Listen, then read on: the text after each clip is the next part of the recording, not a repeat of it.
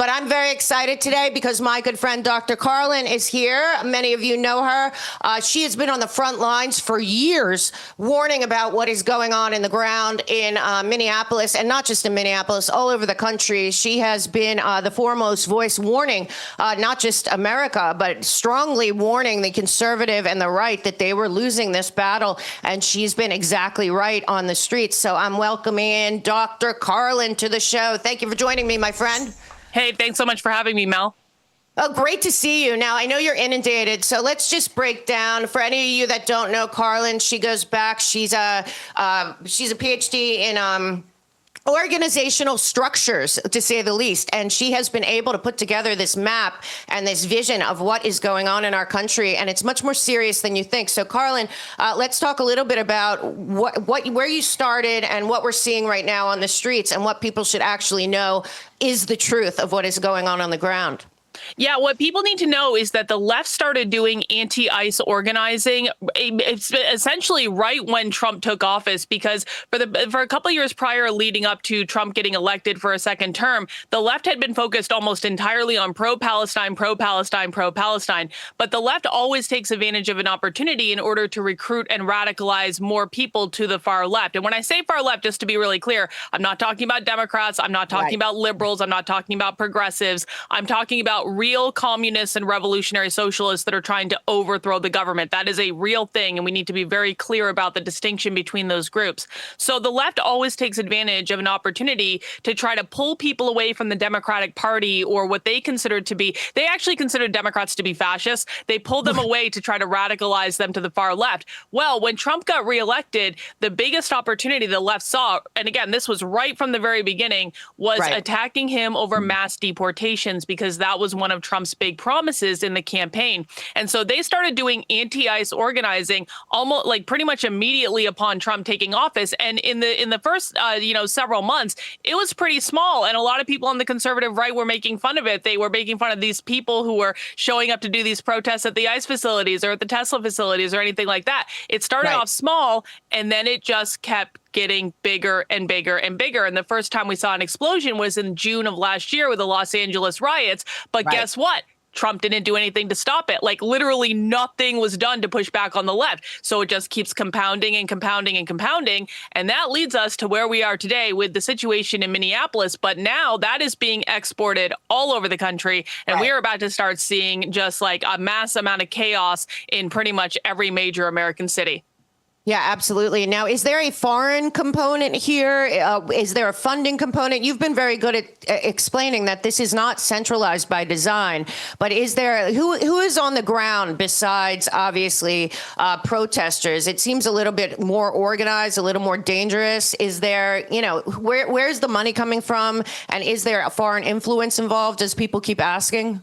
Yeah, I'm about to break some hearts and make some people really mad at me. The vast majority of the protesters you see on the ground are not funded by anyone. They're how the far left mostly funds themselves is through mutual aid. Basically, think of mutual aid as passing the collection plate at church. That's what it is people take $5, $10 out of their pocket, they throw it into a hat, they use that to buy water, buy food, buy materials, raise bail funds and stuff like that. And I was on a call with the Democratic Socialists of America just the other day. They literally raised over $30,000 in small donations on one Zoom call because there were so many people on the call doing this far left organizing. So they are fundraising among themselves. Now, there is a very teeny tiny little slice of the left called the Party for Socialism and Liberation, which is also associated with the Answer Coalition, Code Pink, the People's Forum, Breakthrough News.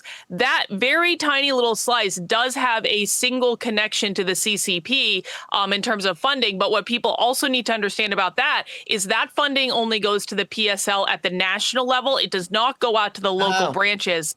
And so when I say that the left is like, there's no funding, it's like, you got to understand this myth of the paid protester is one of the most dangerous things that the right has ever done, because when you tell yourself someone is a paid protester, they're only doing it because they're funded or getting a paycheck, it is extremely easy to dismiss them.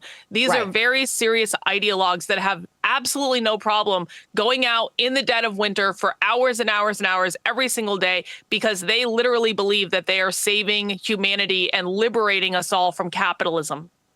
Now, do you believe that the Democratic Socialist of America should be a party that's legitimately able to run in the United States? Because when you look at what they stand for, it doesn't sound like they believe in the Constitution, the Bill of Rights, the border, all of that. But I think a lot of Democrats vote for them because they see Democrat and they think that they're Democrats. But I had you on the show a long time ago, and you said the Democrat Socialist of America hate the Democrats. Or they're not Democrats. So what's the story there so people can understand that? Yeah, so the DSA, and again, this is why it's very important for people to distinguish between the different groups on the left. I have resources at decodetheleft.com/map, MAP, to help people understand the differences between these two groups. The Democratic Party is not the same as the DSA. The ultimate goal of the DSA, the Democratic Socialists of America, is to create a post-capitalist society. That means getting rid of the government, abolishing the Constitution. However, the DSA does believe in elections. So the DSA are what they call reformers on the far left, in that they believe in small incremental change over time that will ultimately lead them to their end goal. Now, it gets even scarier than that, though, Mel, because most of the people out there protesting, they're farther left than the DSA. We're talking about revolutionary socialists and communists. So the people really causing all the problems, Antifa, that sort of thing, they actually do not believe in elections at all. They don't vote in elections. They consider Democrats to be their mortal enemy. They also consider the DSA to be their mortal enemy because the DSA does believe in elections and the revolutionaries don't. And so, Right. so that is actually the problem that I'm most worried about right now. However, the DSA is quickly becoming an electoral powerhouse in the United States. They have an organizing machine that should scare everyone. Yeah. I mean, do you have something to ask, Rob? Yeah, my question, Karlyn. Hey, how are you doing? Nice to see you. Hi. The question was the ideology, right? Can you help people understand The kind of where that comes from, number one, and then number two? It seems like they're accelerating. They're getting more violent, more aggressive. It seems like that they feel like their time is now. Yeah. Yes, that is absolutely true. They definitely feel like their time is now. And I got to tell you, they actually didn't believe that up until about a month ago, because they thought their time was going to be May 2028. The far left has been gearing up to do a mass general strike on May 1st, 2028. So literally 2.5 years in advance, they were planning this stuff out. And so that's what they thought was going to be their time. But the far left has always thought, for as long as I've been listening to them, that we are in a society, an end stage capitalism. They think capitalism as both an economic and a cultural system is failing, because capitalism is not just about going into the store and buying stuff for the left. It's also about all of the cultural norms that uphold American society. And I talk much more about that on my channel. But they have thought that we are in late stage capitalism, that capitalism is going to fall at any moment. And so a lot of these far left groups have been organizing purely to wait for the spark of the revolution. And it always starts with something small, like George Floyd, or in this case, like what was going on in Minneapolis and stuff like that. And they're always waiting for this spark to get people out there, the ultimate goal being to overthrow the government. Right. Now, you a few years ago, now, I mean, I've been talking to you for about 3 years. I think almost 3 years ago, you infiltrated the actual Socialist, where Bill Ayers was the keynote speaker. Bill Ayers, of course, of the Weather Underground. Many people believe that this is just a continuation of the Weather Underground, that they never really went away, and that Trump gave them some new power there. But when you went to that, you shocked me with how many teachers were attending this true socialist uprising. I think people out there have to understand, because I'm seeing high schools are doing walkouts. This was a long game. They've been going after the children and indoctrinating them for years, as far as you've told me.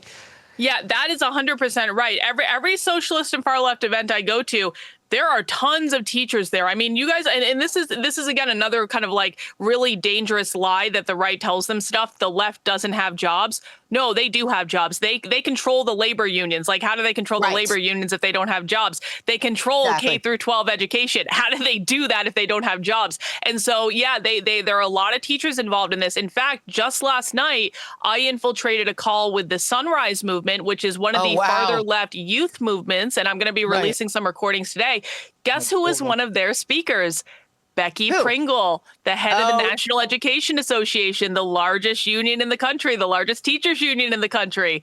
And she was on the call last night with the revolutionaries that are doing those noise protests outside the hotels in Minneapolis. Yeah, and one time when I had you on, it was the head of the Chicago Teachers Union was involved. So, I mean, and then, we had last week Randy Weingarten over there in Davos talking about melding our 100,000 public schools with the World Economic Forum. I mean, these people are so dangerous at this point. I can't even believe that they're in positions where they influence our children, but they do by and large. So, Karlyn, what do you want people to know before I let you go? Tell them. Yeah, I have a question about because we're really solution oriented here. What do you think either the administration or we the people, or how do we kind of turn the tide against this? I know you have some ideas, but how should we be thinking, because this is a very dangerous situation? Okay, it's time to hinge into reality for a lot of people watching this. And Mel and Rob, Right. I know you watch my work, so you know exactly what I'm going to say here, but I know a lot of people don't. So we need to hinge into reality. Everything you guys think you know about the left is probably wrong. Every single conservative talking point is probably wrong. I'm not saying this to break your hearts. I'm saying it because you do not currently understand the enemy that you are fighting. Donald Trump does not understand the left. He wants to go on and on and on about printed signs and how they're these beautifully funded printed signs. Well, guess what? The Party for Socialism and Liberation actually released a video responding to Trump, showing how they print those signs on a home printer. They're printed at home. These are not beautifully funded signs. And so we've got to stop lying to ourselves about what's going on. The left has a ton of momentum. There are a lot of different groups involved in the organizing, and they are all working together actually relatively cohesively. Though I have never seen the far left this excited in the 5 years that I have been listening to them. So they believe that they are winning. They are excited. They are doubling down, and Trump is not doing anything to stop it. And so I think the biggest thing that people can do right now is put a mass amount of pressure on the Trump administration and all Republican politicians that he needs to declare the Insurrection Act now. And it probably should have been declared 2 weeks ago. It might even be too late now, but it needs to happen now. There needs to be overwhelming force used in Minneapolis because, again, this is all coming to a city near you very, very, very soon. Totally. And, a lot of people that we've been talking are saying he doesn't want to call the Insurrection Act because they already hate him. I mean, he's not running for another term. This is, like you said, if there's not consequences and accountability in Minnesota, it'll get so out of hand once it gets to, I saw in Chicago, LA, New York, obviously. So when and if he does call the Insurrection Act, it just seems to me like they're upset. They're nervous about optics or something. I don't think they have another choice right now. Do you? No, they don't have another choice. And there is nothing that you can do to reason with the far left. They are ideologues. They are in a cult. They only listen to each other. They think that Trump is an evil fascist Nazi. I keep trying to assure them that I'm way more fascist than Trump has ever been. But, they don't listen to anyone, so that doesn't matter. Yeah, Trump needs to get over this idea of being liked by everyone because he's never going to be liked. He needs to take control of the situation now because if this is not an insurrection, these people are trying to overthrow the government. That's really what it's not about immigration.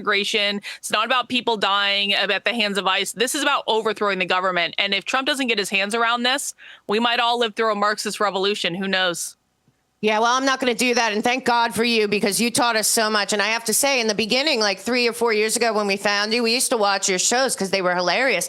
Now, and now it's not funny. I mean, they were funny because you couldn't believe people were that crazy. Now those people are organizing on the streets and they are that crazy. So, and when I say crazy, I don't mean, this has nothing to do with Trump. It has to do with quality of life and the future of this country. And if we want a future of this country at this point, and people have to just be awake and aware and listen to you. So tell everyone where they can find you, how they can follow you. It's on the screen, but you have multiple options for follows. So let people know.